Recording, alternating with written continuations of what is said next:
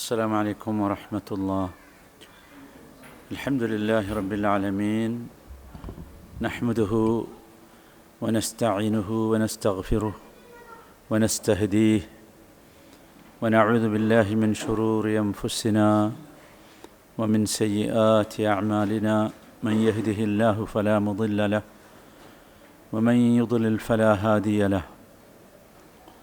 أشهد أن لا إله إلا الله وحده لا شريك له، وأشهد أن محمدًا عبده ورسوله، بلغ الرسالة وأدى الأمانة ونصح الأمة وجاهد في الله حتى أتاه اليقين، فصلوات الله وسلامه عليه وعلى آله وأصحابه وسلم تسليما كثيرا. يا أيها الذين آمنوا اتقوا الله حق تقاته ولا تموتن إلا وأنتم مسلمون. أعوذ بالله من الشيطان الرجيم. لقد كان لكم في رسول الله أسوة حسنة لمن كان يرجو الله واليوم الآخر وذكر الله كثيرا.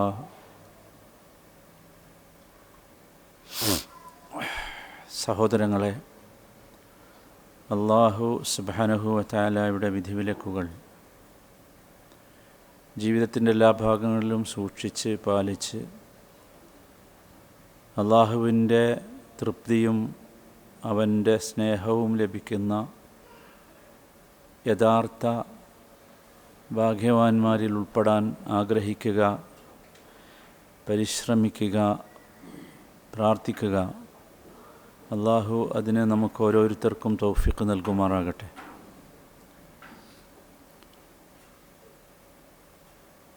എന്നാണ് നമ്മുടെ നബിദിനം എന്ന് ഒരു സഹോദരൻ ചോദിച്ച ചോദ്യമാണ്. അടുത്തിടെ ഇസ്ലാം സ്വീകരിച്ച ഒരു സഹോദരൻ, അദ്ദേഹം വളരെ ഗൗരവത്തോടുകൂടി ചോദിച്ചതാണ്, എന്നാണ് നബിദിനം എന്ന്, എന്നാണ് പെരുന്നാൾ എന്ന ചോദ്യം നമ്മൾ സാധാരണ കേൾക്കാറുണ്ട്. എന്നെ സംബന്ധിച്ചിടത്തോളം ഈ ചോദ്യം വളരെ പുതുമയുള്ളതാണ്. അദ്ദേഹത്തെ സംബന്ധിച്ചിടത്തോളം അദ്ദേഹം കേട്ടതും കണ്ടതും മനസ്സിലാക്കിയതുമൊക്കെ അങ്ങനെ ഒന്നിനെക്കുറിച്ചാണ്. സത്യത്തിൽ നമ്മെ സംബന്ധിച്ചിടത്തോളം നബി സല്ലല്ലാഹു അലൈഹി വസല്ലമയെ ആഗ്രഹിക്കലും നബിയെ ആഘോഷിക്കലും ഒക്കെ നമുക്കെല്ലാ ദിവസവും വേണ്ടതാണ്. അപ്പോൾ എന്നാണ് നമ്മുടെ നബിദിനം എന്ന് ചോദിച്ചാൽ അതിൻ്റെ ഉത്തരം നമുക്കെല്ലാ ദിവസവും നബിദിനമാണ് എന്നതാണ്. ഞാൻ ആ സഹോദരനോടും അങ്ങനെയാണ് പറഞ്ഞത്. എല്ലാ ദിവസവും നബിദിനമാണ്. നബി സല്ലല്ലാഹു അലൈഹി വസല്ലമയുടെ അപദാനങ്ങൾ എല്ലാ ദിവസവും എല്ലാ മൂമെൻറ്റിലും നമ്മൾ ഉയർത്തേണ്ടതുണ്ട്. അതായിരുന്നു നബി സല്ലല്ലാഹു അലൈഹി വസല്ലമ. നമ്മുടെ ജീവിതത്തിൽ ഒരിക്കലും വിസ്മരിക്കാൻ പാടില്ലാത്ത ഒരു വ്യക്തിത്വമാണ്. ഒരായുസ് കൊണ്ട് ലോകാന്ത്യം വരെയുള്ള മനുഷ്യർക്കാവശ്യമായ പ്രകാശവും പ്രഭയുമൊക്കെ പരത്തിയാണ് മുഹമ്മദ് നബി സല്ലല്ലാഹു അലൈഹി വസല്ലമ കടന്നുപോയത്.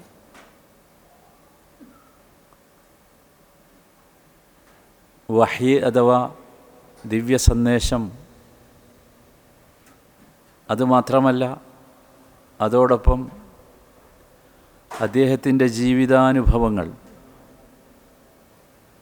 ഈ രണ്ട് സംഗതികളിൽ നിന്ന് സമൂഹത്തിന് വലിയ ദിശാബോധം നൽകി സമൂഹത്തെ പ്രചോദിപ്പിച്ച, പഠിപ്പിച്ച വിശ്വഗുരുവാണ്, മുഅല്ലിമുൽ ആലമാണ് യഥാർത്ഥത്തിൽ നബി സല്ലല്ലാഹു അലൈഹി വസല്ലം.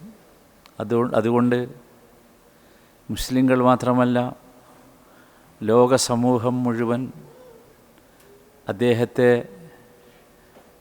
പ്രകീർത്തിക്കുന്നു, അദ്ദേഹത്തെക്കുറിച്ച് സംസാരിക്കുന്നു, അദ്ദേഹത്തെ മാതൃകയാക്കുന്നു. നിങ്ങൾ ആലോചിച്ച് നോക്കൂ, നബി സല്ലല്ലാഹു അലൈഹി വസല്ലം വഫാത്തായിട്ട് 15 നൂറ്റാണ്ടുകൾ കടന്നുപോയി. എന്നിട്ടും ഇപ്പോഴും ഒരു വലിയ സംഘം മനുഷ്യരിലൂടെ നബി തിരുമേനി ജീവിച്ചിരിക്കുന്നുണ്ട്. നബിയുടെ മൂല്യങ്ങൾ, നബി ജീവിച്ചു കാണിച്ചു തന്ന മാതൃകകൾ എല്ലാം ലൈവായി ഇന്നുണ്ട്. നമ്മൾ ആലോചിക്കേണ്ട വളരെ പ്രധാനപ്പെട്ട ഒരു കാര്യം, ഒന്നുമല്ലാത്ത ഒരു സമൂഹത്തിൽ ഒന്നുമല്ലാതെയായി ജനിച്ചതാണ് നബി. നമുക്ക് അദ്ദേഹത്തിൻ്റെ ചരിത്രമറിയാം. നമ്മൾ തന്നെ നബി തിരുമേനിയുടെ ചെറുപ്പകാല ചരിത്രം കഴിഞ്ഞ ഒരു ക്ലാസ്സിൽ വിവരിച്ചിരുന്നല്ലോ. അങ്ങനെ ജനിച്ചു വളർന്ന് ഈ ലോകത്ത് ഒരു മനുഷ്യനും എത്തിപ്പിടിക്കാൻ കഴിയാത്ത ഏറ്റവും ഉന്നതങ്ങളിലെത്തിയ വ്യക്തിത്വമാണ് നബി. അതിലേറ്റവും മനോഹരമായ വ്യക്തിത്വം, ഒരാളുടെ പേഴ്സണാലിറ്റി സമൂഹത്തെ ഒന്നാകെ ഒരു മാറ്റത്തിന് വിധേയപ്പെടുത്താൻ അദ്ദേഹത്തിൻ്റെ പ്രവർത്തനങ്ങൾക്ക് സാധിച്ചു എന്നതാണ്. അതാണ് എപ്പോഴും ഒരാളുടെ വ്യക്തിത്വം നിറഞ്ഞു നിൽക്കുന്ന അവസ്ഥ. അതാണ്. അങ്ങനെ ചില ആളുകളൊക്കെ നമ്മുടെയൊക്കെ ജീവിതത്തിലൂടെ കടന്നു പോയിട്ടുണ്ടാകും. നമ്മളൊക്കെ ചരിത്രത്തിൽ അങ്ങനെ ചില ആളുകളെക്കുറിച്ച് വായിക്കാറുണ്ട്. അദ്ദേഹത്തിൻ്റെ ഒരു പ്രവർത്തനം സമൂഹത്തിൽ വമ്പിച്ച ചേഞ്ചുണ്ടാക്കിയത്, ഒരു പ്രദേശം മുഴുവൻ അദ്ദേഹത്തെ കൊണ്ട് മാറി എന്നൊക്കെ പറയാറുണ്ട്. നബി സല്ലല്ലാഹു അലൈഹി വസല്ലം വന്ന ആ കാലഘട്ടത്തെ സമൂഹം വിളിച്ചത്, ചരിത്രം വിളിച്ചത്, തത്വശാസ്ത്രജ്ഞർ വിളിച്ചത് ഡാർക്ക് ഏജ് എന്നാണ്, ജാഹിലിയ പീരിയഡ് എന്നാണ്. ആ പീരിയഡ് യഥാർത്ഥത്തിൽ ഡാർക്കനായിരുന്നു.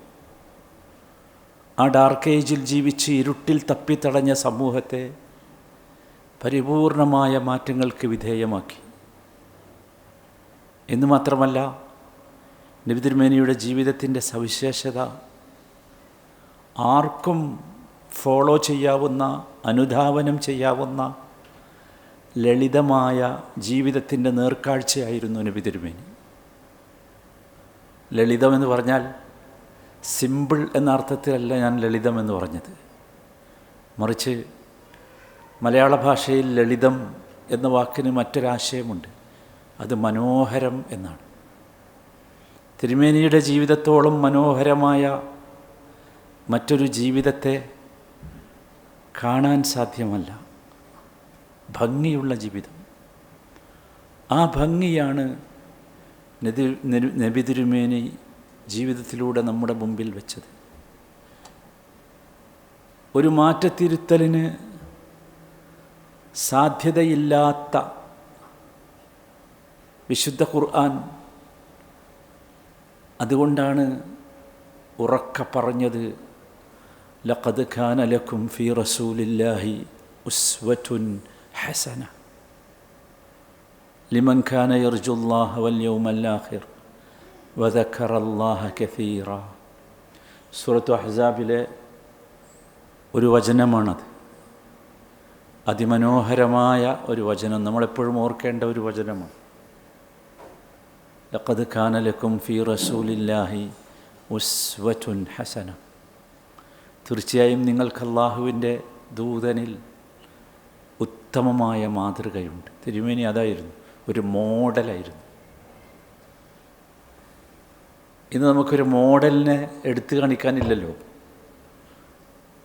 നിങ്ങൾ ആലോചിച്ച് നോക്കൂ, നമ്മുടെ സമൂഹത്തെ നയിക്കുന്ന മനുഷ്യരുടെയൊക്കെ ചിത്രം, അവരുടെ ഒറിജിനൽ ചിത്രം പുറത്തു വരുമ്പോൾ നമുക്കവരുടെ മുഖത്തേക്ക് നോക്കാൻ പോലും പറ്റാത്ത വിധം മ്ലേച്ഛമായതാണ്.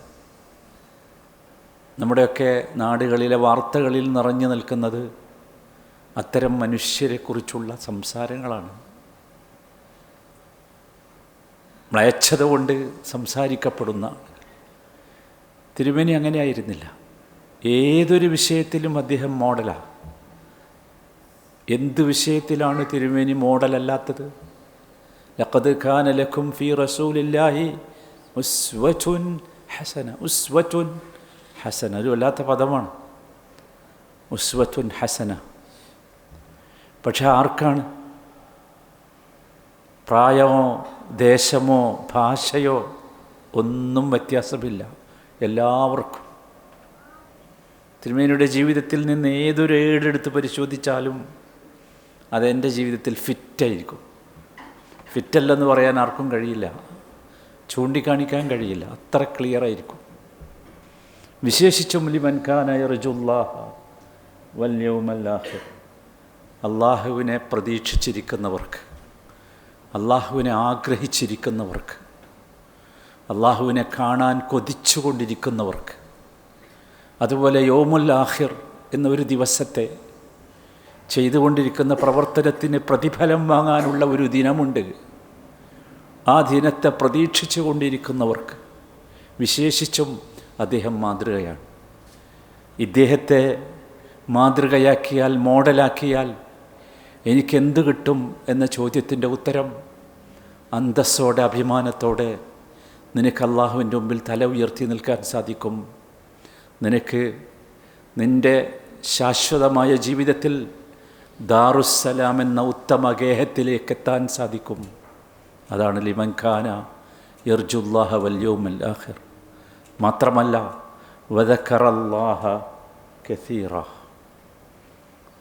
രണ്ടാമത്തെ വിഭാഗം അള്ളാഹുവിനെക്കുറിച്ച് ധാരാളമായി ദിക്ർ ചെയ്യുന്നവർ, ഓർക്കുന്നവർ, സംസാരിക്കുന്നവർ, പറയുന്നവർ. ജീവിതത്തിൻ്റെ ഏത് ഭാഗത്തേക്ക്, പ്രപഞ്ചത്തിൻ്റെ ഏത് ദിശയിലേക്ക്, ജീവിതത്തിൻ്റെ ഏത് മണ്ഡലങ്ങളിൽ തിരിഞ്ഞാലും അവിടെയൊക്കെ അള്ളാഹുവിനെ ഓർമ്മിപ്പിക്കുന്ന വസ്തുക്കൾ നാം കാണുകയാണ്. അതിലൊക്കെ അള്ളാഹുവിനെ കണ്ടെത്തുന്നവർക്ക് എന്തായാലും ശരി, അതിലൊക്കെ അള്ളാഹുവിനെ കാണാൻ കഴിയുന്നു.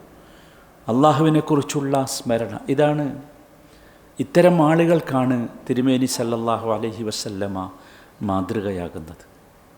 ഇതൊരു വലിയ വിഷയമാണ് മാതൃക എന്ന് പറയുന്നത്, വിശേഷിച്ചും ഈ കാലഘട്ടത്തിൽ.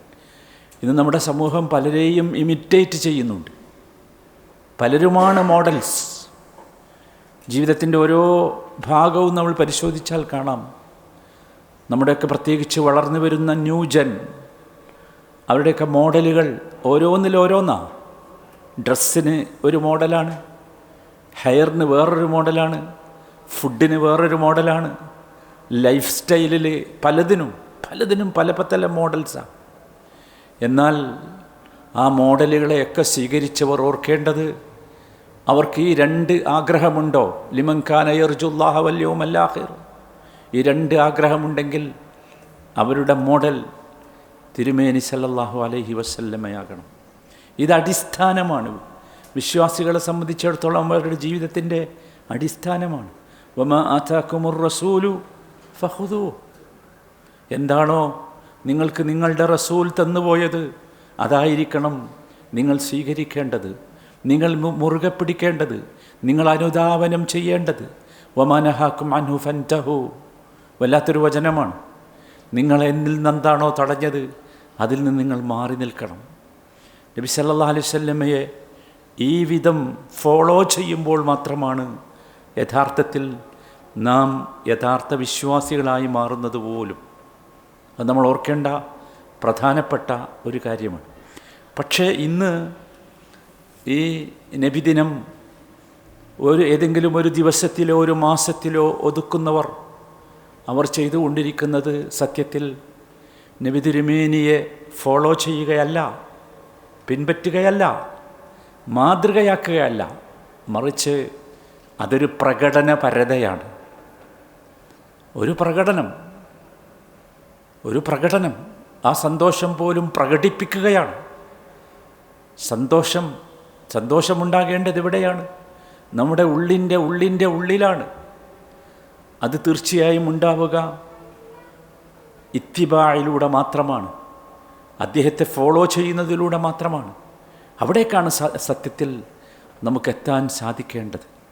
നിങ്ങൾ ആലോചിച്ച് നോക്കൂ, ഇന്ന് നബി തിരുമേനിയെ ഫോളോ ചെയ്യുക എന്ന പേരിൽ ഇനി ഈ റബീഉൽ അവ്വൽ മാസത്തിലേക്ക് പ്രവേശിക്കുമ്പോൾ ഒരുപാട് പ്രവർത്തനങ്ങൾ ആളുകൾ ചെയ്യുന്നുണ്ട്, ഒരുപാട് പ്രവർത്തനങ്ങൾ.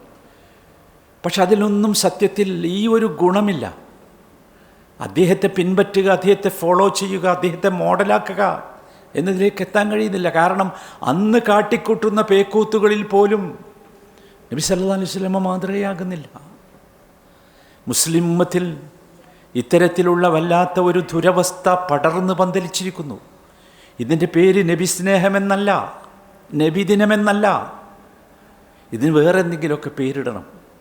നബി സ്നേഹമാണെങ്കിൽ, നബിദിനമാണെങ്കിൽ, നബിയെ ഫോളോ ചെയ്യുന്ന ദിനമാണെങ്കിൽ അതെല്ലാ ദിവസവും വേണം. ഇനി ഫോളോ ചെയ്യലാണ് ഇതുകൊണ്ട് ഉദ്ദേശിക്കുന്നതെങ്കിൽ ഇതല്ല ചെയ്യേണ്ടത്. മറിച്ച് അദ്ദേഹത്തെ ഫോളോ ചെയ്യേണ്ടത്, അദ്ദേഹത്തെ ഇഷ്ടപ്പെട്ട് അദ്ദേഹത്തിൻ്റെ കൽപ്പനകളെ പിൻപറ്റി അദ്ദേഹം കൊണ്ടുവന്ന ചര്യകളെ ജീവിപ്പിച്ച് എൻ്റെ രഹസ്യവും പരസ്യവുമായ ജീവിതത്തിൽ ആ റസൂലിനെ ജീവിപ്പിച്ച്, ആ റസൂലിൻ്റെ സുന്നത്തിനെ ജീവിപ്പിച്ച് അദ്ദേഹം കൊണ്ടുവന്ന മാർഗത്തിൽ ഉറച്ചു നിൽക്കാൻ സാധിക്കുക എന്നതാണ്. അവിടെയാണ് നമ്മൾ എത്തേണ്ടത്. ഇന്നീ കാണിക്കുന്നതൊക്കെ പുതിയതാണ്. ഇതിലൊരിക്കലും ഇത്തിബായ ലഭിക്കുകയില്ല. കാരണം ഞാൻ പുതിയത് എന്ന് പറഞ്ഞത് വളരെ വളരെ പുതിയതാണ്. പുതിയതെന്ന് പറഞ്ഞാൽ നബി സല്ലല്ലാഹു അലൈഹി വസല്ലമക്ക് പരിചയമില്ലാത്ത, റസൂൽ ജീവിച്ച നൂറ്റാണ്ടിന് പരിചയമില്ലാത്ത, സഹാബത്ത് ജീവിച്ചപ്പോൾ പരിചയമില്ലാത്ത, താബിഈകൾക്ക് പരിചയമില്ലാത്ത, എന്തിനധികം പിൽക്കാലത്ത് വന്ന മദ്ഹബിൻ്റെ പണ്ഡിതന്മാർക്ക് പോലും പരിചയമില്ലാത്ത, പിന്നെ എവിടുന്ന് അത് വന്നത്? അത് പരിശോധിച്ചാൽ നമുക്ക് കാണാൻ സാധിക്കും, ഫാത്തിമിയാക്കളാണ് ഇത്തരത്തിൽ ദിനാഘോഷങ്ങൾ കൊണ്ടുവന്നത്. ആരാണ് ഫാത്തിമിയാക്കൾ എന്ന് പറഞ്ഞാൽ?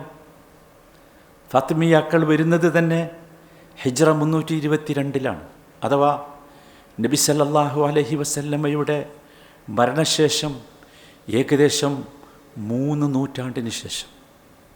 നിങ്ങൾ ആലോചിച്ച് നോക്കൂ അതിൻ്റെ അവസ്ഥ. 3 നൂറ്റാണ്ടിന് ശേഷമാണ് ഈ സാധനം വരുന്നത് തന്നെ. 3 നൂറ്റാണ്ടപ്പം എന്താ?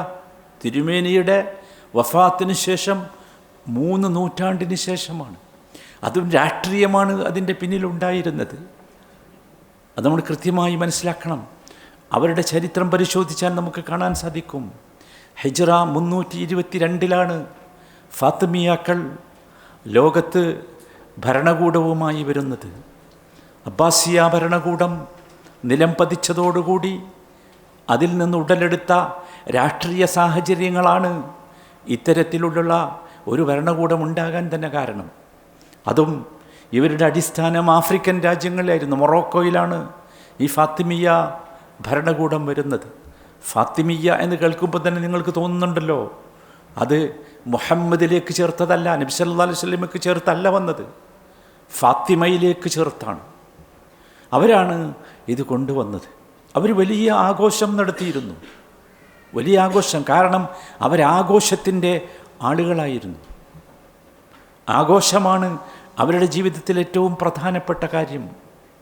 ആഘോഷത്തിൻ്റെ ആളുകളായിരുന്നു അവർ. ഇവർ ഫാത്തിമിയാക്കൾ യഥാർത്ഥത്തിൽ ഇസ്ലാമുമായുള്ള അവരുടെ ബന്ധം വളരെ ചെറിയ ഒരു ബന്ധമാണ്, വളരെ ചെറിയൊരു ബന്ധം. ഈ ഫാത്തിമിയ ഭരണകൂടത്തിൽ വളരെ പ്രധാനമായി നമ്മൾ മനസ്സിലാക്കേണ്ടത്, ഇത് കൊണ്ടുവരാൻ അവരെ പ്രേരിപ്പിച്ചത് രാഷ്ട്രീയമായി സമൂഹത്തിൻ്റെ മഹാഭൂരിപക്ഷത്തിൻ്റെ പിന്തുണ കിട്ടണം എന്നത് മാത്രമായിരുന്നു. ഷിയാക്കളിൽ ഇസ്മായിലിയ എന്ന് പറഞ്ഞൊരു വിഭാഗമുണ്ട്. ആ വിഭാഗത്തിൻ്റെ ആളുകളാണ് ഈ ഫാത്തിമിയാക്കൾ.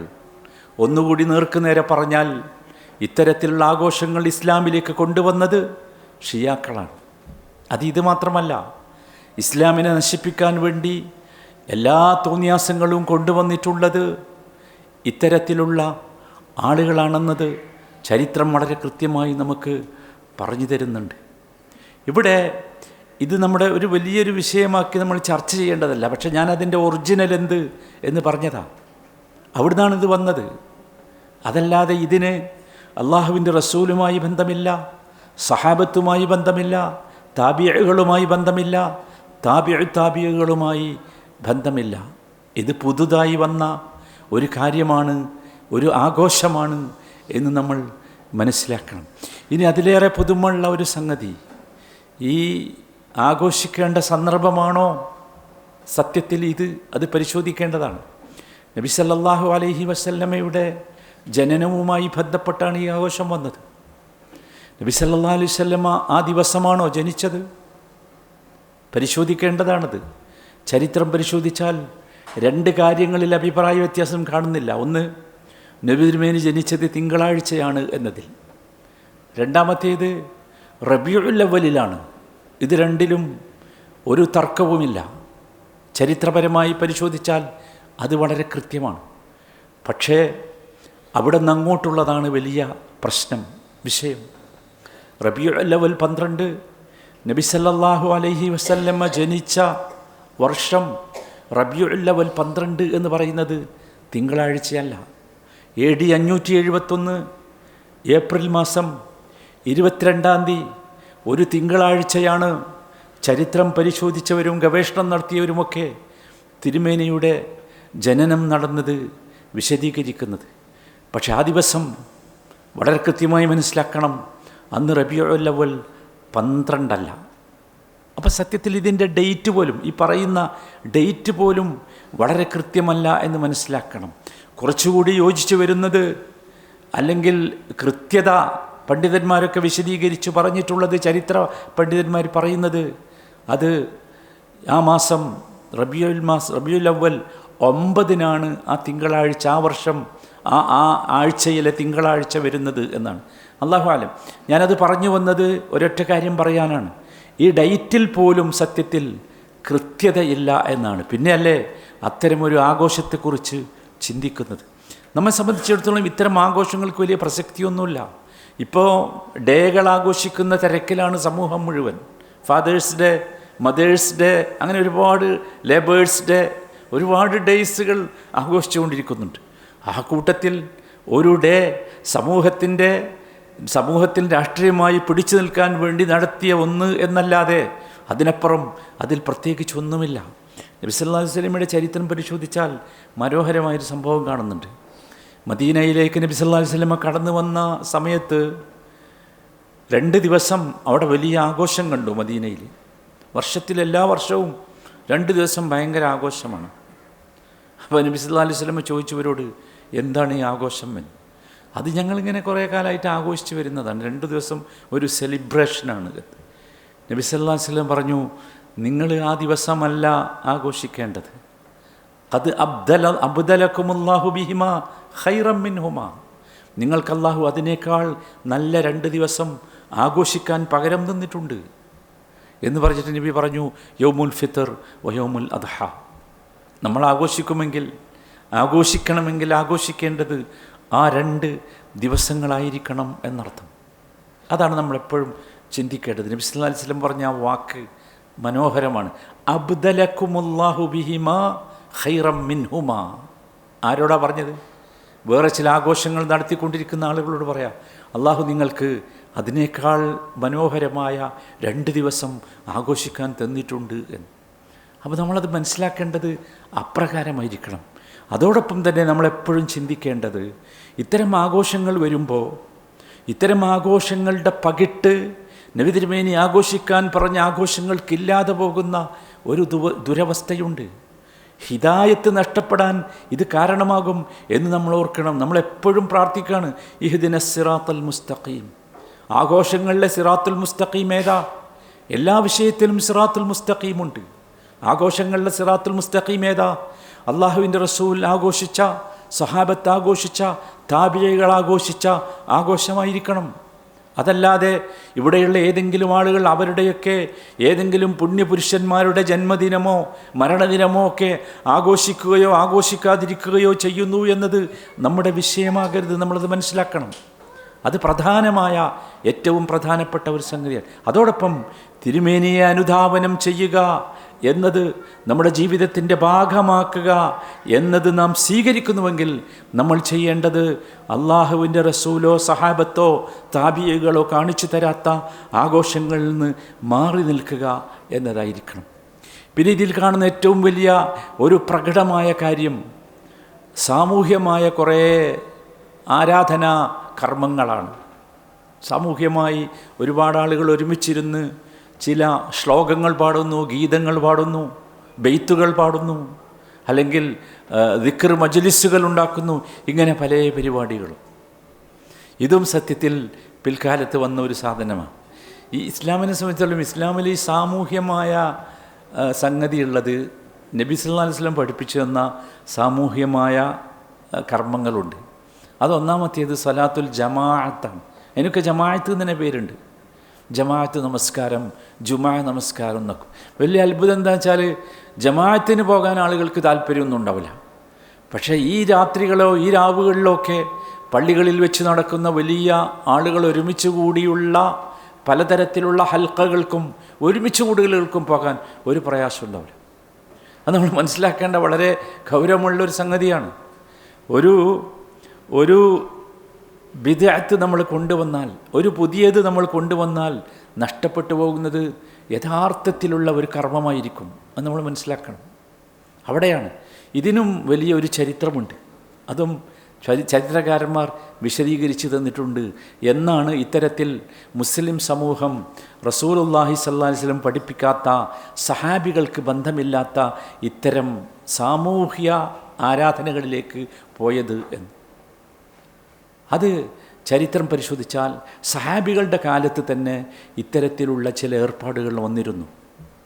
വിശദമായി നമ്മളൊരിക്കൽ അത് വിശദീകരിച്ചിട്ടുണ്ട്.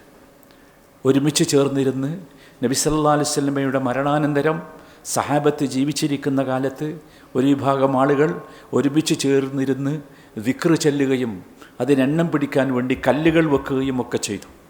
ഇത് കണ്ട സഹാബികളിൽ പ്രമുഖന്മാർ അതിനെ ശക്തമായി എതിർത്തു. അവർ വളരെ കണിശമായി ചോദിച്ചു, അള്ളാഹുവിൻ്റെ റസൂൽ ഉപയോഗിച്ച വസ്ത്രം നുരുമ്പിയിട്ടില്ല, അദ്ദേഹം ഉപയോഗിച്ച പാത്രങ്ങൾ ഉടഞ്ഞു പോയിട്ടില്ല, എന്ന് വെച്ചാൽ അദ്ദേഹത്തിൻ്റെ സ്മരണകൾ നമ്മുടെ മുമ്പിൽ നിന്ന് മറഞ്ഞു പോയിട്ടില്ല. അതിനു മുമ്പ് തന്നെ അള്ളാഹു നബി സല്ലല്ലാഹു അലൈഹി വസല്ലം പഠിപ്പിച്ചു തരാത്ത ആ ആചാരങ്ങൾ നിങ്ങൾ കൊണ്ടുവരികയാണോ എന്ന്. പക്ഷേ അന്ന് സഹാബത്തിൻ്റെ കാലമായതുകൊണ്ട്, അത്തരത്തിലുള്ള ശക്തമായ ഒരു പ്രവർത്തനം നടന്നതുകൊണ്ട് അത് നാമാവശേഷമാക്കാൻ സാധിച്ചു. പക്ഷേ പിന്നീട് ഇത് വരുന്നത് ചരിത്രം വളരെ കൃത്യമായി പറഞ്ഞു തരുന്നുണ്ട്. അബ്ബാസിയ കാലഘട്ടത്തിലാണ് പിന്നീട് ഇത്തരം സാമൂഹ്യ ആചാരങ്ങൾ കടന്നു വരുന്നത്. അതാണ് എത്ര കാലം കഴിഞ്ഞിട്ടാ എന്ന് ഓർക്കണം നമ്മൾ. അബ്ബാസിയ കാലഘട്ടത്തിൽ മഅ്മൂൻ എന്ന് പറഞ്ഞ ഒരു ഭരണാധികാരി ഉണ്ടായിരുന്നു. അബ്ബാസിയ കാലഘട്ടത്തിൻ്റെ അവസ്ഥ ചരിത്രം വിശദീകരിക്കുമ്പോൾ നിങ്ങൾ വായിച്ചിട്ടുണ്ടാകും, അല്ലെങ്കിൽ മനസ്സിലാക്കിയിട്ടുണ്ടാകും. ഏറ്റവും കൂടുതൽ മുസ്ലിങ്ങളല്ലാത്തവരുമായി, മുസ്ലിമേതര പ്രദേശങ്ങളുമായി ഇസ്ലാമിക സാമ്രാജ്യം മിങ്കിൾ ചെയ്ത, ഇഴകിച്ചേർന്ന ഒരു കാലഘട്ടമായിരുന്നു അന്ന്. ഹറക്കത്ത് തർജുമ എന്ന് പറഞ്ഞ ഒരു ട്രാൻസ്ലേഷൻ മൊമെൻ്റ് തന്നെ വന്നിരുന്നു. ഏറ്റവും കൂടുതൽ ഫിലോസഫികൾ പ്രചരിച്ച കാലമായിരുന്നു മുസ്ലിങ്ങളുടെ ഇടയിലേക്ക്. ഗ്രീക്ക് ഫിലോസഫിയും ഇന്ത്യൻ ഫിലോസഫിയുമൊക്കെ പരിഭാഷപ്പെടുത്തിയ കടലാസുകൾക്ക് തുല്യമായ ഖനം സ്വർണം പകരം കൊടുത്ത് ആ ബുക്കുകൾ വാങ്ങിച്ച് അബ്ബാസിയ ഖലീഫമാർ ഈ വിജ്ഞാന വിപ്ലവത്തിന്, അല്ലെങ്കിൽ ഒരു വിസ്ഫോടനത്തിന് തിരികൊടുത്തി. പക്ഷെ അതോടൊപ്പം സംഭവിച്ചത് ഏറ്റവും ഭീമമായ ഒരു അബദ്ധമായിരുന്നു. അതെന്താണെന്ന് ചോദിച്ചാൽ, ഈ തരം ഫിലോസഫികളൊക്കെ മുസ്ലിങ്ങളുടെ ഇടയിൽ വളരെ മോശമായ രീതിയിൽ പ്രചരിപ്പിക്കപ്പെട്ടു. അത്തരത്തിൽ പ്രചരിപ്പിക്കുന്നതിന് നേതൃത്വം നൽകിയ ഒരു ഭരണാധികാരിയായിരുന്നു മഅ്മൂൻ എന്ന് പറഞ്ഞ ഭരണാധികാരി. അബ്ദുള്ള എന്നാണ് അദ്ദേഹത്തിൻ്റെ പേര്. ഖലീഫ ഹാറൂൺ റഷീദ് ഉണ്ട്, അബ്ബാസിയ ഭരണകൂടത്തിൻ്റെ സ്ഥാപകന്മാരിൽ പ്രമുഖനായ ഹാറൂൺ റഷീദിൻ്റെ മകനാണ് ഇദ്ദേഹം. ഖുറൈശിയാണ് അദ്ദേഹം, ഹാഷിമി ഗോത്രത്തിൽ പിറന്നവനാണ് അദ്ദേഹം, അബ്ബാസിയാണ് അദ്ദേഹം. അമീറുൽ മുഅ്മിനീൻ എന്നാണ് അദ്ദേഹത്തെ വിളിച്ചിരുന്നത്. പക്ഷേ ഏറ്റവും വലിയ അബദ്ധം എന്തായിരുന്നു ചോദിച്ചാൽ, അദ്ദേഹത്തിൻ്റെ ഉമ്മ ഒരു പേർഷ്യക്കാരത്തി പെണ്ണായിരുന്നു. സ്വാഭാവികമായി ആ ഉമ്മയുടെ മടിത്തട്ടിൽ വളർന്നതുകൊണ്ട് തന്നെ ഇസ്ലാമികമായ സംസ്കാരമല്ല, യഥാർത്ഥ ഇസ്ലാമികമായ സംസ്കാരമല്ല അദ്ദേഹത്തിന് ലഭിച്ചത്. ചരിത്രം ആഴത്തിൽ പരിശോധിച്ചാൽ മനസ്സിലാക്കാൻ സാധിക്കുന്നത് ഈ ഖലീഫ മഅ്മൂൻ ഒരു ഷിയായിസത്തിൻ്റെ സഹയാത്രികനായിരുന്നു എന്ന്. ഈ സാധനങ്ങളൊക്കെ ഈ സാധനമായിട്ട് ബന്ധമുണ്ടോ നമ്മൾ മനസ്സിലാക്കണം. ഇസ്ലാമിനെ നശിപ്പിക്കാൻ പറഞ്ഞ എല്ലാത്തിനും ഷിയായിസമായിട്ട് ബന്ധമുണ്ട്. കാരണം ഈ ഷിയായിസം നിങ്ങൾക്കറിയാലോ, അബ്ദുല്ലാഹിബിൻ സബ ആണ് അതിൻ്റെ സ്ഥാപകൻ. അബ്ദുല്ലാഹിബിൻ സബ എന്ന് പറഞ്ഞാൽ മുസ്ലിങ്ങൾക്കിടയിൽ നുഴഞ്ഞു കയറി മുസ്ലിങ്ങളെ വർഗീകരിക്കാൻ വേണ്ടി, ഭിന്നിപ്പിക്കാൻ വേണ്ടി ശ്രമിച്ച ഒരു ജൂത മനുഷ്യനായിരുന്നു ഈ അബ്ദുല്ലാഹിബിൻ സബ. അവനാണ് യഥാർത്ഥത്തിൽ ഈ ഷിയായിസം ഉണ്ടാക്കുന്നത്. അതുകൊണ്ട് തന്നെ പിൽക്കാലത്ത് വന്ന മുഴുവൻ ഇസ്ലാമിനെ രാഷ്ട്രീയമായി ഇളക്കാൻ ശ്രമിച്ച എല്ലാത്തിലും ഈ സമൂഹത്തിന് ഈ ഷിയാക്കൾക്ക് പങ്കുണ്ട്. അന്ന് മാത്രമല്ല എന്നും അതാണ്. അത്ഭുതകരമാണ് ഇന്നത്തെയും കാര്യം. നിങ്ങൾ ആലോചിച്ച് നോക്കൂ, ഫലസ്തീനെ പറ്റി എല്ലാവരും പറയുന്നുണ്ട്. ഫലസ്തീനിൽ ഭയങ്കര പ്രയാസം, എല്ലാവർക്കും വേദനയുണ്ട്. അള്ളാഹു അവർക്ക് ആശ്വാസവും സമാധാനവും നൽകുമാറാകട്ടെ. പക്ഷേ ആഴത്തിൽ ഫലസ്തീൻ, ഇപ്പോൾ നടക്കുന്ന ഫലസ്തീനിലെ സാഹചര്യവും ചുറ്റുഭാഗവുമുള്ള സാഹചര്യവും പരിശോധിച്ചാൽ വളരെ കൃത്യമായി നമുക്ക് മനസ്സിലാക്കാൻ സാധിക്കും.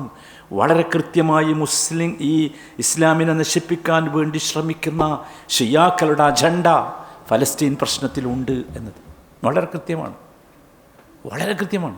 ഒരു സംശയവുമില്ല. അതുകൊണ്ടാണ് വലിയ ബഹളം വെക്കുന്ന ഈ ഷിയ ഭരണകൂടങ്ങളൊന്നും തന്നെ എന്തെങ്കിലും ഒരു ചെറുവിരൽ പോലും ഈ ഫലസ്തീനികൾക്ക് വേണ്ടി ഉണ്ടാക്കുന്നില്ല. മറിച്ച് ചെയ്യുന്നത് മുഴുവൻ എങ്ങനെയെങ്കിലും മുസ്ലിങ്ങളെ നിർവീര്യമാക്കുക, മുസ്ലിം ഭരണകൂടങ്ങളെ നിർവീര്യമാക്കുക, ഭരണകൂടങ്ങൾക്കെതിരെ സാധാരണ മുസ്ലിങ്ങളെ തിരിച്ചുവിടുക, എന്നിട്ട് എന്തെങ്കിലുമൊക്കെ പ്രക്ഷോഭമുണ്ടാക്കുക. ഇതെല്ലാ കാലഘട്ടവും നടന്ന വലിയൊരു വിഷയമാണ്. ഞാൻ അതിലേക്ക് പ്രവേശിക്കുകയല്ല. പക്ഷേ ഇതിൻ്റെയും പിന്നിൽ അവരായിരുന്നു. എന്താ ചെയ്തത്? ഭയങ്കര അത്ഭുതമായൊരു സംഗതി. ഞാൻ പറഞ്ഞല്ലോ, ഇയാൾക്ക് മതപരമായ ഒരു ജ്ഞാനവും കിട്ടിയിട്ടില്ല. ഉമ്മ പേർഷ്യക്കാരത്തി പെണ്ണായിരുന്നു. വാപ്പാക്ക് ഈ മോൻ്റെ കാര്യത്തിൽ അത്ര ശ്രദ്ധിക്കാൻ സമയം കിട്ടിയില്ല. പക്ഷേ ഇദ്ദേഹം സ്വാഭാവികമായി പൈതൃകമായി അദ്ദേഹത്തിന് ഭരണാധികാരം കിട്ടി. നല്ല ഭരണാധികാരിയായി അറിയപ്പെട്ടു. നല്ല യോദ്ധാവായിരുന്നു അദ്ദേഹം. ഒരുപാട് യുദ്ധങ്ങൾ നടത്തിയിട്ടുണ്ട്. ഒരുപാട് സാമൂഹ്യമായി ഒരുപാട് നന്മകൾ സമൂഹത്തിന് ചെയ്തിട്ടുണ്ട്. പക്ഷേ മതപരമായി അദ്ദേഹം ബിഗ് സീറോ ആയിരുന്നു. ഇമാം ഇബ്നു കസീറിൻ്റെ ഒരു ചരിത്ര ഗ്രന്ഥമുണ്ട്, അൽ ബിദായ വൻ നിഹായ എന്ന്. ആ ചരിത്ര ഗ്രന്ഥത്തിൽ അദ്ദേഹം വളരെ കൃത്യമായി പറയുന്നുണ്ട് ഈ മനുഷ്യനെക്കുറിച്ച്. വഖദ് കാന ഫീഹി തശയ്യുഉൻ വഅ്തിസാലുൻ വജഹ്ലുൻ ബിൻ സുന്നത്തി സഹീഹ. ചരിത്രം കൃത്യമായി അദ്ദേഹം പഠിപ്പിക്കുന്നുണ്ട്.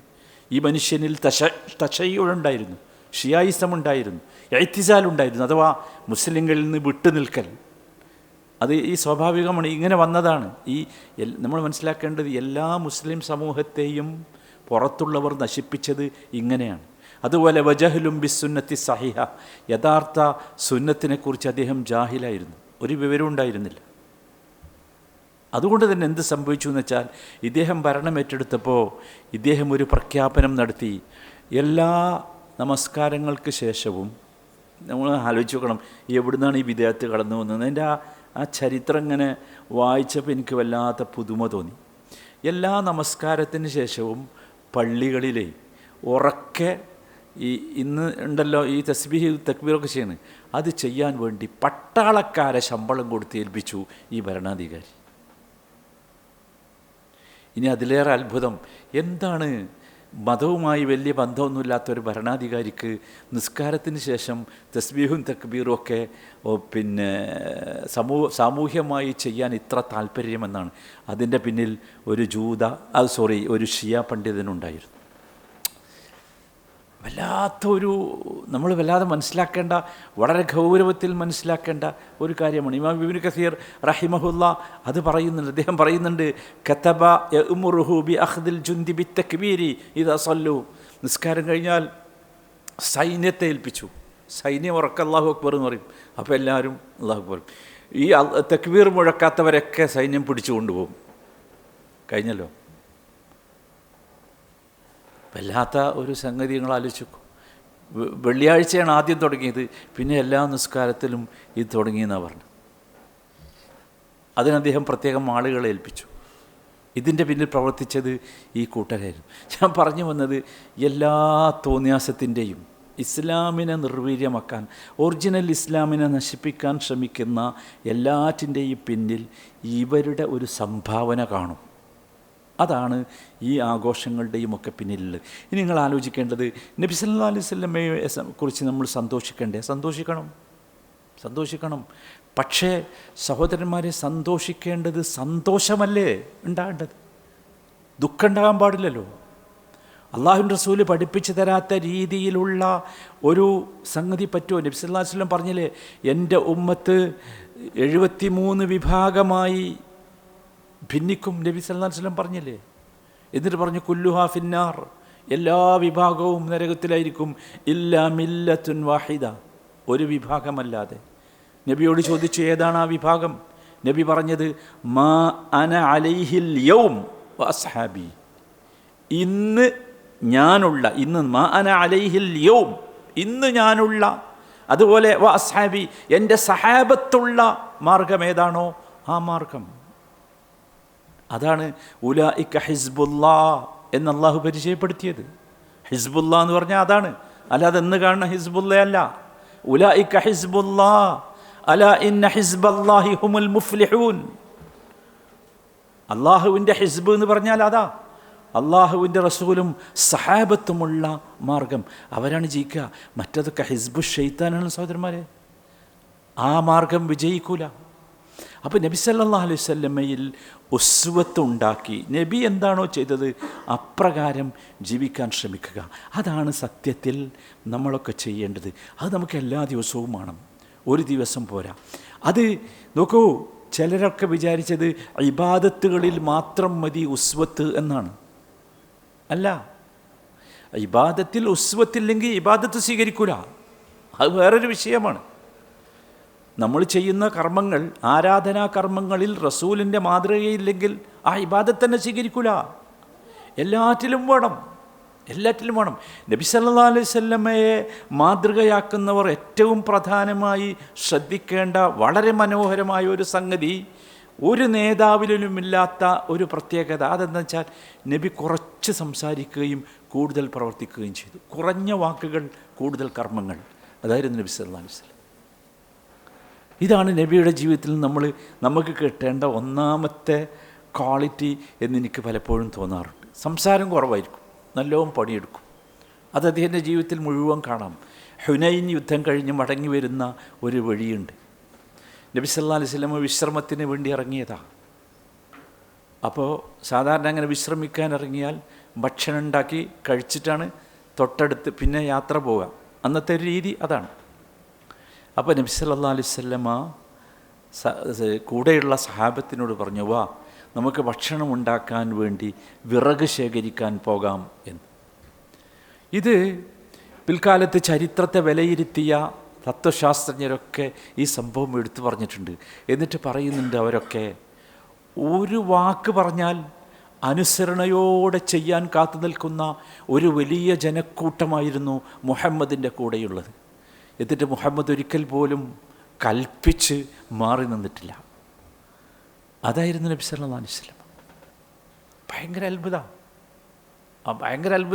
അത്ഭുതം. ജീവിതത്തിൽ നമ്മൾ ഒരു ചരിത്രത്തിലും ഒരു മനുഷ്യനെക്കുറിച്ചും ഇത് കാണൂല. മദീനയിൽ മുഹാജിറുകൾ വന്നപ്പോൾ നബി സല്ലല്ലാഹു അലൈഹി വസല്ലമക്ക് വേണമെങ്കിൽ എന്ത് പറയാം, മദീനയിലെ അൻസാറുകൾ നബിയെ കരാറുണ്ടാക്കിയാണ് കൊണ്ടുവരുന്നത്, സംരക്ഷിക്കാമെന്ന കരാറുണ്ടാക്കിയാണ് കൊണ്ടുവരുന്നത്. അതിനുശേഷം നബി വന്ന ശേഷം മുഹാജിറുകൾ വന്നപ്പോഴും ആ കരാറുണ്ട്. നബി സല്ലല്ലാഹു അലൈഹി വസല്ലമക്ക് വേണമെങ്കിൽ ഒരു ഓർഡർ ഇട്ടാൽ മതി, മദീനയിലേക്ക് വരുന്ന മുഹാജിറുകളെയൊക്കെ അൻസാറുകളെ നിങ്ങൾ സഹായിക്കണം എന്ന്. നബി അതല്ല ചെയ്തത്. അതിന് പകരം നബി ചെയ്തത് എന്താ നിങ്ങൾക്ക് അറിയോ? ഭയങ്കര അത്ഭുതമാണ് നബിയുടെ ജീവിതം. നമ്മൾ ശരിക്കും പഠിക്കണം. വെറുതെ നമ്മൾ ഈ നബിൻ്റെ ആൾക്കാരാന്ന് പറഞ്ഞാൽ ശരിയാവില്ല. നബി സല്ലല്ലാഹു അലൈഹി വസല്ലം ചെയ്തത് അൻസാരികളുടെ ലിസ്റ്റ് എടുത്തിട്ട് ഓരോ അൻസാരിയുടെ നേർക്കും ഒരു മുഹാജിറിന് കൊടുത്തു. നിങ്ങൾ ആലോചിച്ച് നോക്കൂ. ചരിത്രം അതിനെപ്പറ്റി പറഞ്ഞല്ലോ, ആഹാ ബൈനൽ മുഹാജിരീന വൽ അൻസാർ. ഇന്നും ആളുകൾ അന്തം വിട്ട് നിൽക്കുന്നുണ്ട്. എന്താണ് അതെന്ന്? മുഹാജിറുകൾക്കും അൻസാറുകൾക്കും ഇടയിൽ ആഹാ. എങ്ങനെയാണത്? ആഹാ സഹോദര്യ ബന്ധമുണ്ടാക്കി എന്നാണ് പറഞ്ഞത്. തുല്യതയില്ലാത്ത സംഭവമാണ്, അത്യത്ഭുതകമാണ്. നബി സല്ലല്ലാഹു അലൈഹി വസല്ലമ അങ്ങനെയാണ്. നമ്മളെപ്പോഴും ശ്രദ്ധിക്കേണ്ടത് അതാണ്. നോക്കൂ, ജീവിതം നബി സല്ലല്ലാഹു അലൈഹി വസല്ലമ പ്രസ്താവിക്കല്ല ചെയ്തത്. അല്ല, നിങ്ങൾ ഹദീസുകൾ കേൾക്കാറില്ലേ? ഹദീസുകളിൽ നിങ്ങൾ എന്താ കേൾക്കൽ? നോക്കൂ, ശരിക്ക് പരിശോധിച്ച് നോക്കിയാൽ അത്ഭുതം തോന്നും. ഖാല റസൂലുള്ളാഹ് എന്ന് പറയുന്നതിനേക്കാൾ കൂടുതൽ എന്തുണ്ട് തരയോ? റഅയ്തു നബിയ്യ സല്ലല്ലാഹു അലൈഹി വസല്ലമ യഫ്അൽ എന്ന് പറഞ്ഞ് സഹാബത്ത് റിപ്പോർട്ട് ചെയ്തിട്ടുണ്ട്. നബി സല്ലല്ലാഹു അലൈഹി വസല്ലമ ചെയ്യുന്നത് ഞാൻ കണ്ടു എന്ന്. സുബ്ഹാനല്ലാഹ്. പറയല്ല ചെയ്തത്, നബി ചെയ്യുന്നത് കണ്ടു. അത് ഹദീസാ, സഹാബത്ത് റിപ്പോർട്ട് ചെയ്യാണ്. നബിയുടെ ജീവിതം സഹാബത്ത് റിപ്പോർട്ട് ചെയ്യാണ്, അത് ഹദീസാ. നിങ്ങൾ ആലോചിക്കൂ, നമുക്ക് അത്ഭുതം തോന്നൂലേ? നബി സല്ലല്ലാഹു അലൈഹി വസല്ലമ പറഞ്ഞത് സുന്നത്താ, ഓക്കെ. ഖാല റസൂലുള്ളാഹ്, ഓക്കെ. നബി സല്ലല്ലാഹു അലൈഹി വസല്ലമ ചെയ്തത് സഹാബത്ത് കണ്ടത് നമുക്ക് റിപ്പോർട്ട് ചെയ്തിട്ടുണ്ട്, അത് ഹദീസാ. നബി സല്ലല്ലാഹു അലൈഹി വസല്ലമ ചെയ്തതും സുന്നത്താ. ഭയങ്കരല്ലേ? ഭയങ്കര അത്ഭുതമല്ലേ അത്? നിങ്ങൾ ആലോചിച്ച് നോക്കൂ. ചെയ്തു. ഇന്നെന്താ ചെയ്തി? നിങ്ങൾ ആലോചിച്ച് നോക്കൂ. ഇന്ന് ഏതെങ്കിലും ഒരു നേതാവിൻ്റെ പ്രവർത്തനം നമുക്ക് മോഡലാക്കാൻ പറ്റുമോ? മാതൃകയാക്കാൻ പറ്റുമോ? നമുക്ക് ഉദ്ധരിക്കാനുണ്ടോ? ഇന്ന നേതാവ് ഇങ്ങനെ ചെയ്തതായി ഞാൻ കണ്ടു എന്ന് സമൂഹത്തോട് പറയാൻ പറ്റുമോ? പ്രസ്താവന ഉണ്ടാവും. പ്രസ്താവനയായിരുന്നില്ല. നബി സല്ലല്ലാഹു അലൈഹി വസല്ലമ ജീവിച്ച് കാണിച്ചു തന്നു. വളരെ രസകരമായ സംഗതിയാണ്. നോക്കൂ, നബി സല്ലല്ലാഹു അലൈഹി വസല്ലമയെ നമ്മൾ അനുധാവനം ചെയ്യാൻ തീരുമാനിച്ചിട്ടുണ്ടെങ്കിൽ ഒന്നാമതായി ചെയ്യേണ്ടത് ഇതാണ്. രണ്ടാമത്തെ കാര്യം, നബി സല്ലല്ലാഹു അലൈഹി വസല്ലമ ഏറ്റവും കൂടുതൽ പഠിപ്പിച്ച പാഠം സ്നേഹമാണ്. അത് ശരിക്കും മുസ്ലിമീങ്ങൾ മനസ്സിലാക്കണം. എത്ര സംഭവങ്ങളാണ്! സ്നേഹം, ഭയങ്കരമായി സ്നേഹം. ആലോചിച്ച് നോക്കി, പള്ളിയിൽ പരസ്യമായിട്ട് പള്ളിയെ അപമാനിക്കാൻ വേണ്ടി മൂത്രമൊഴിച്ച ഒരു ജൂതൻ്റെ കഥ നിങ്ങൾ കേട്ടിട്ടില്ലേ? ഒരക്ഷരം തിരുമേനി മുഖം കറുപ്പിച്ച് പറഞ്ഞോ?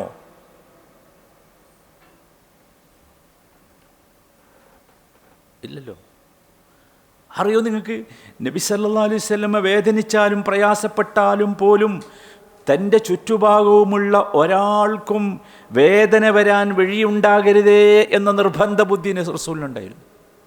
ചിന്തിക്കാൻ പറ്റുമോ നമുക്ക്? എൻ്റെ ചുറ്റുഭാഗവുമുള്ള ആർക്കും, എൻ്റെ കൂടെയുള്ള ആർക്കും വേദന വരരുതേ എന്ന് നിർബന്ധ ബുദ്ധി. ആരായിരുന്നു റസൂലിൻ്റെ കൂടെ ഉണ്ടായിരുന്നത്? എന്തായിരുന്നു അറാബികളുടെ കഥ നിങ്ങൾക്കറിയില്ലേ? എന്തൊരു പരുഷപ്രകൃതക്കാരായിരുന്നു. റസൂലിനോട് വന്ന് ചോദിക്കുമ്പോൾ പോലും പറയുന്ന ഭാഷയൊക്കെ എത്ര സംസ്കാരശൂന്യമായിരുന്നു. വ്യത്യസ്തമായ സ്വഭാവങ്ങൾ, വിഭിന്നമായ വികാരങ്ങൾ, വിവിധ വിചാരങ്ങൾ, വേറിട്ട സാഹചര്യങ്ങൾ, ഇങ്ങനെ കൂടിക്കലർന്ന ഒരു സമൂഹത്തെ ഒരുപോലെ ഉൾക്കൊള്ളണമെങ്കിൽ എന്ത് വേണമെന്നറിയാം നിങ്ങൾക്ക്? സ്നേഹം, വാത്സല്യം എന്ന് പറയുന്നത് ഉള്ളിലുണ്ടാകണം, പ്രകടനമല്ല, ഉള്ളിലുണ്ടാകണം. ഒരിക്കലും റസൂലിനെ ജയിച്ചത് എന്തുകൊണ്ടാണ് നിങ്ങൾക്കറിയോ? അള്ളാഹുവിൻ്റെ റസൂലിൻ്റെ നബി സല്ലല്ലാഹു അലൈഹി വസല്ലമയുടെ കയ്യിൽ വല്ല മാജിക് സ്റ്റിക്കും ഉണ്ടായിരുന്നോ? ഇല്ല. അദ്ദേഹം വിജയിച്ചത് എങ്ങനെയാണ് എന്ന് അദ്ദേഹത്തിൻ്റെ ജീവിതത്തെ സസൂക്ഷ്മം പരിശോധിച്ചാൽ നമുക്ക് കാണാൻ സാധിക്കും. അദ്ദേഹം അന്യനായി നിന്നില്ല. സമൂഹത്തിൽ അന്യനായി നിന്നില്ല. ആരിലാണോ പരിവർത്തനം സാധ്യമാക്കേണ്ടത് അവരിലേക്ക് അദ്ദേഹം അലിഞ്ഞു ചേർന്നു. നമ്മളൊരിക്കലും വിചാരിക്കരുത് അന്യനായി നിന്ന് പ്രഖ്യാപനങ്ങൾ നടത്തി വിജയിക്കാമെന്നാരും കരുതരുത്.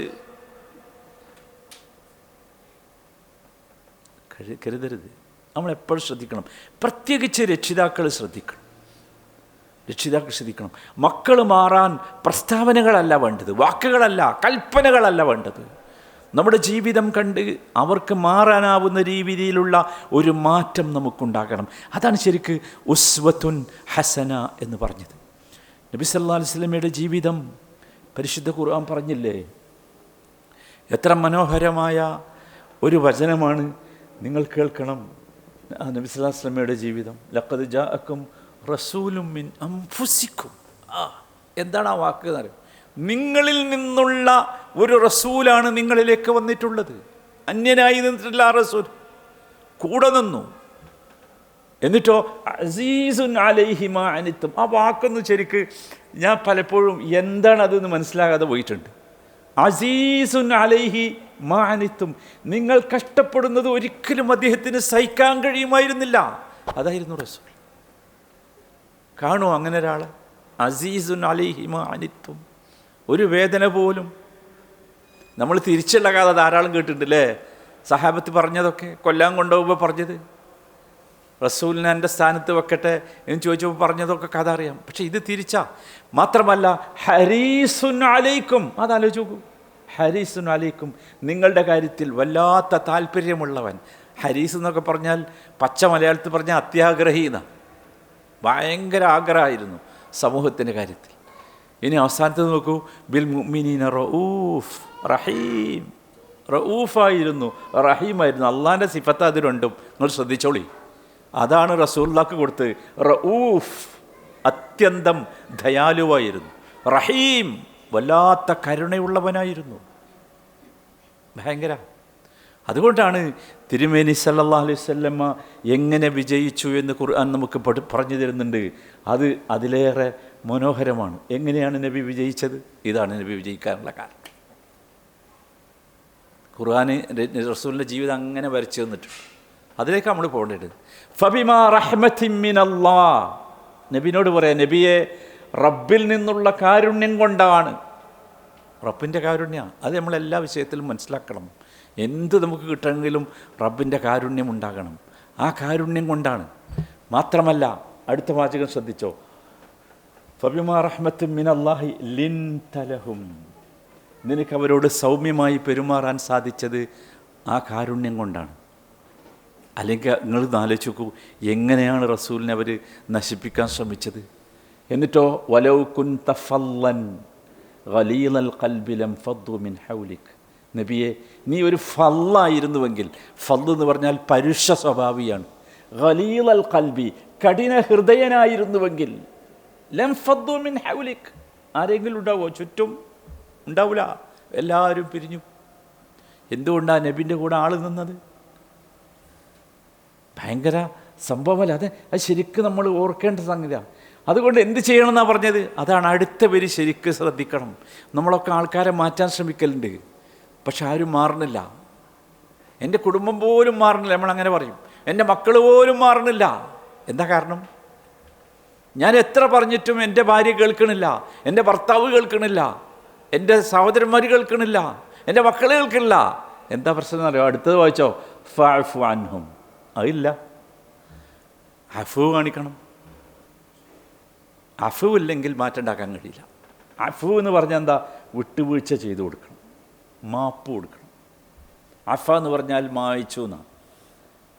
ഭയങ്കര രസമുള്ള പദമുണ്ട് ജീവിതം പറയുന്നിടത്ത്, ഇന്ന മിൻ അസ്വാജിക്കും വഔലാദിക്കും അദുവ്വൻ ഫഹദറുഹും വഇൻ തഅഫു വതസ്ഫഹു വതഗ്ഫിറു. 3 കാര്യം ചെയ്താലേ ജീവിതം ഉണ്ടാവൂ എന്ന് പറയുന്നുണ്ട്.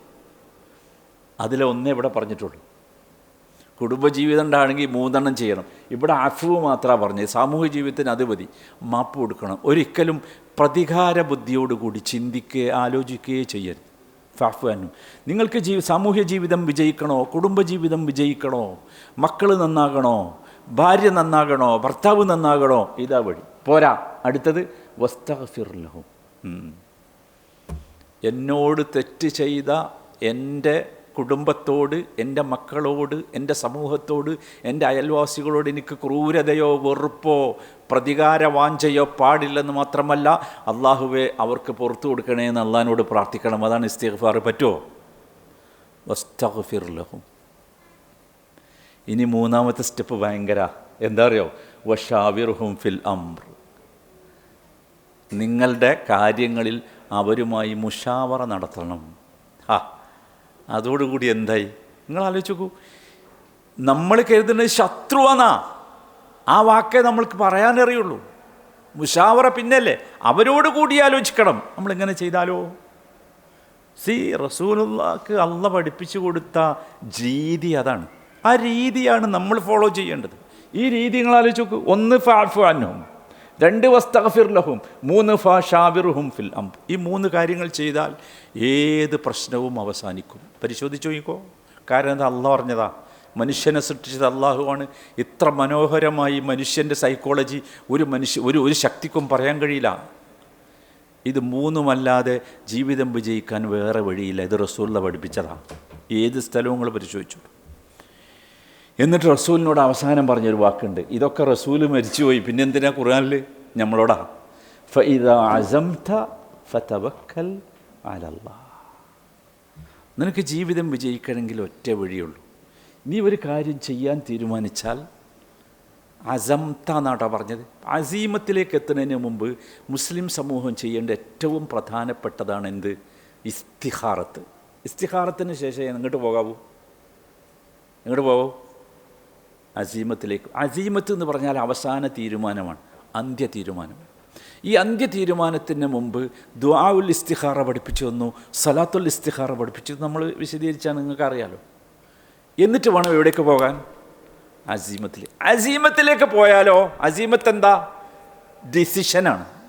അതിലേക്ക് പോയാൽ പിന്നെ കുലുങ്ങരുത്, പിന്നെ ആടരുത്. പക്ഷേ അത് പൊടുന്നതിന് വരരുത്. അത് നമ്മൾ ചോദിക്കണം. ആരോടാ ചോദിക്കേണ്ടത്? റബ്ബിനോട് ചോദിക്കണം. ഇതാരെ പഠിപ്പിക്കണത്? അള്ളാഹുവിൻ്റെ റസൂലിനെ. നമ്മൾ എന്തുകൊണ്ടാണ് പരാജയപ്പെട്ടത്? നിങ്ങൾക്കറിയോ? എന്തുകൊണ്ടാണ് ജീവിതത്തിൻ്റെ പല പ്രശ്നങ്ങളിലും നമ്മൾ പരാജയപ്പെട്ടത്? ഇതാ കാരണം. അസീമത്തിലേക്ക് എത്തിയില്ല. അസീമത്തിലേക്ക് എത്തുന്നതിനുമുള്ളൊരു സ്റ്റെപ്പുണ്ട്, ഇസ്തിഖാറത്ത്. അത് കഴിഞ്ഞിട്ട് എത്തിയാൽ ഫതവക്കൽ അലല്ലാഹ്, പിന്നെ കുലുങ്ങരുത്. എൻ്റെ കൂടെ അള്ളണ്ടേ, അള്ളാഹുവിനെ ഏൽപ്പിക്ക്. കാരണം ഇന്നല്ലാഹ യുഹിബ്ബുൽ മുതവക്കിലീൻ, ഒരു വല്ലാത്ത വാക്കാ. അങ്ങനെ ഏൽപ്പിക്കുന്നവരെ അള്ളാഹ്ക്ക് ഭയങ്കര ഇഷ്ടാ. അപ്പോൾ അള്ളാഹ് ഏറ്റെടുക്കും, അള്ളാഹ് നടക്കും. ഇതാണ് പ്രായോഗികമായ ജീവിത രീതി. ഇതാണ്.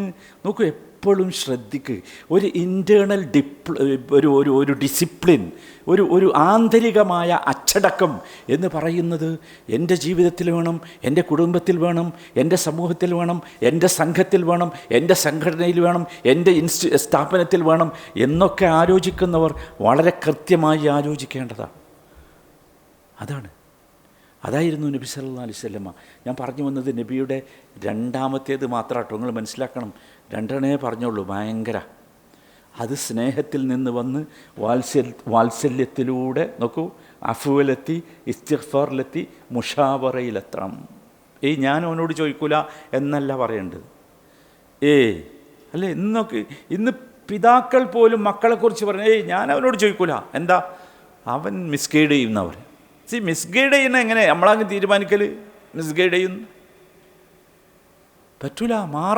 മാറിയേ തീരൂ. അപ്പോഴേ വിജയിക്കൂ. അതാണ് റസൂലുള്ളാഹിനെ ഇത്തിബാ ചെയ്യുക എന്ന് പറഞ്ഞാൽ. അതാണ് നബിദിനം എന്ന് പറഞ്ഞാൽ. ഇങ്ങനെയാണ് നമ്മൾ നബിദിനാക്കേണ്ടത്. അല്ലാതെ സിന്ദാബാദ് വിളിച്ചാലും തോരണം തൂക്കിയാലും ഒന്നും നബിദിനാവില്ല. ഇന്നല്ലാഹ യുഹിബ്ബുൽ മുതവക്കിൽ. നോക്കൂ, മനുഷ്യന്മാർക്ക് നബി സല്ലല്ലാഹു അലൈഹി വസല്ലമയുടെ 3-ാമത്തെ ഒരു ഗുണം അത്യത്ഭുതമാണ്.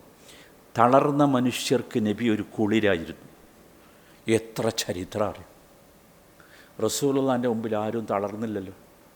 പ്രായമായവർ, പ്രയാസമനുഭവിക്കുന്നവർ, രോഗമനുഭവിക്കുന്നവർ, വൈകല്യമുള്ളവർ ഭയങ്കരമായിരുന്നു. എങ്ങനെയാണ് കുളിരായത്?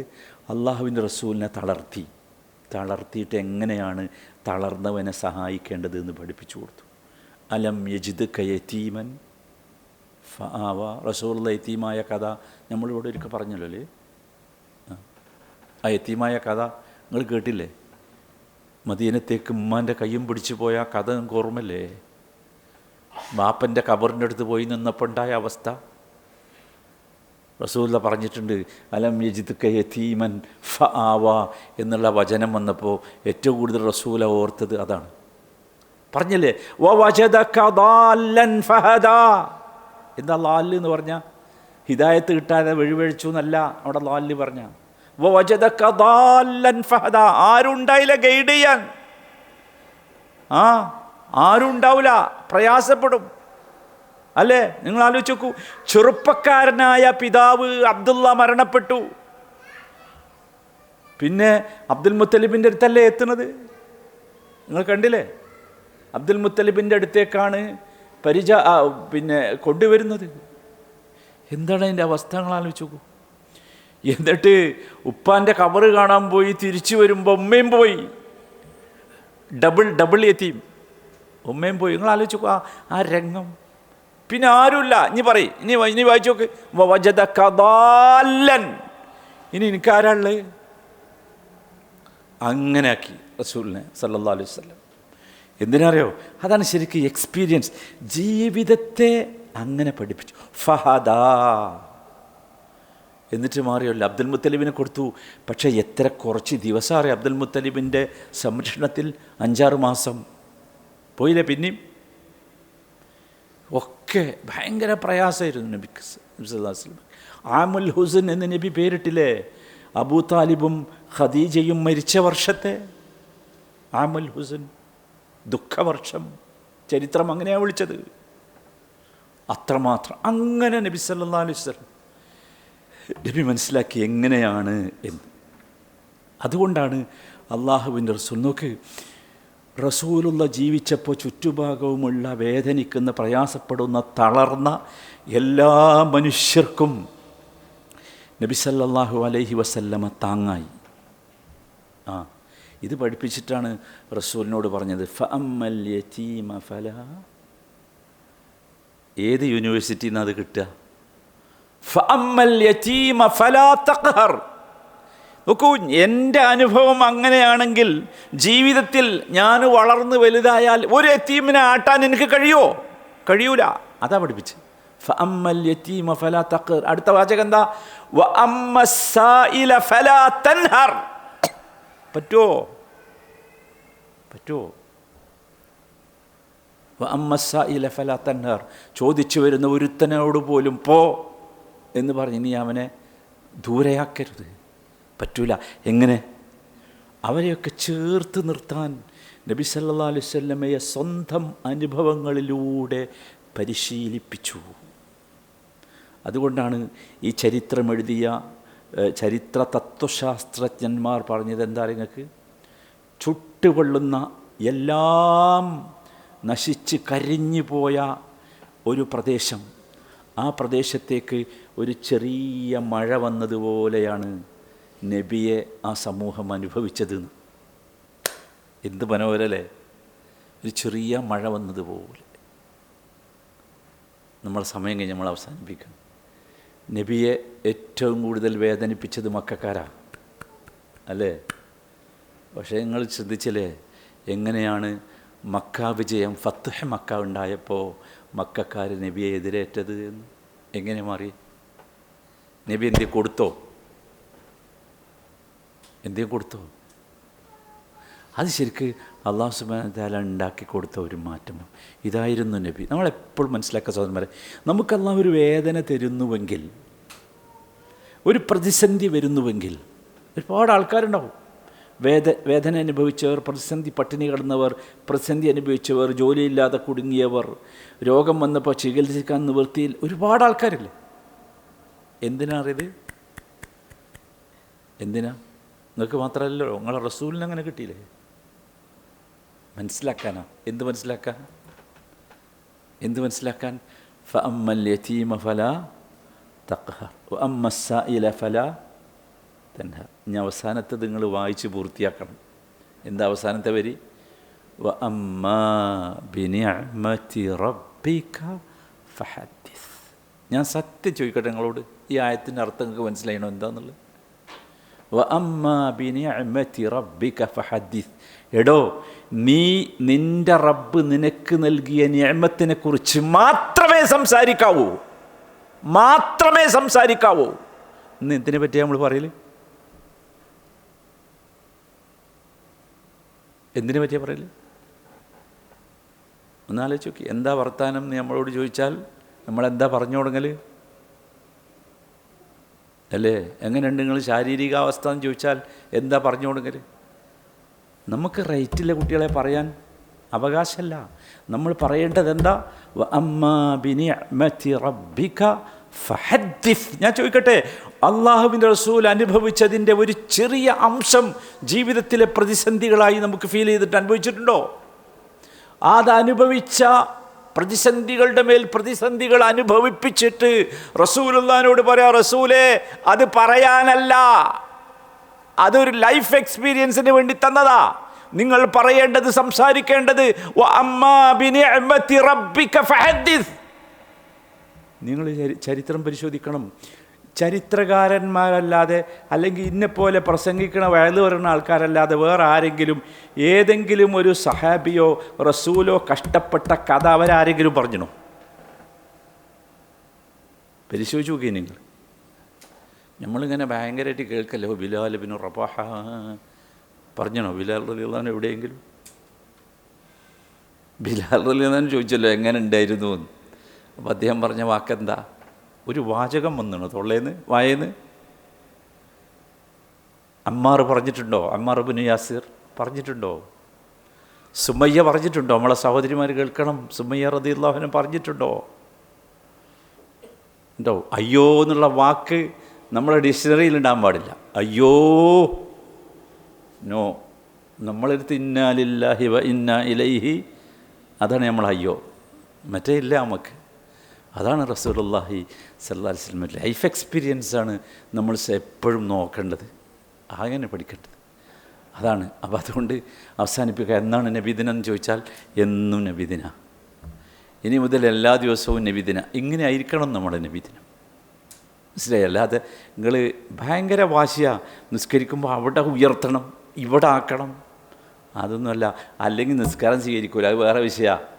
അത് ഇതല്ല. റസൂലിനെ ഫോളോ ചെയ്യണം. നമ്മുടെ സാധാരണ ജീവിതത്തിൽ നബി സല്ലല്ലാഹു അലൈഹി വസല്ലമയെ അനുധാവനം ചെയ്യാത്ത ഒരു സെക്കൻഡ് പോലുമില്ലാത്ത അവസ്ഥ വേണം. ഞാനൊരു മഹാനായ മനുഷ്യൻ്റെ ദർസിൽ ഒരുപാട് കാലം പഠിച്ചിട്ടുണ്ട്. ഷെയ്ഖ് ഉസൈമീൻ റഹിമഹുല്ലാ. നിങ്ങൾ അത്ഭുതപ്പെടും പറഞ്ഞ, പക്ഷേ എനിക്ക് പറയാതിരിക്കാൻ കഴിയില്ല. ദർസിലിരിക്കുമ്പോൾ, സദസ്സിലിരിക്കുമ്പോൾ അദ്ദേഹത്തോട് ജനങ്ങളിങ്ങനെ സംശയം ചോദിക്കുമ്പോൾ അദ്ദേഹം ഇങ്ങനെ സംശയം കേൾക്കുന്നുണ്ടാവും. മനസ്സിലായില്ലേ?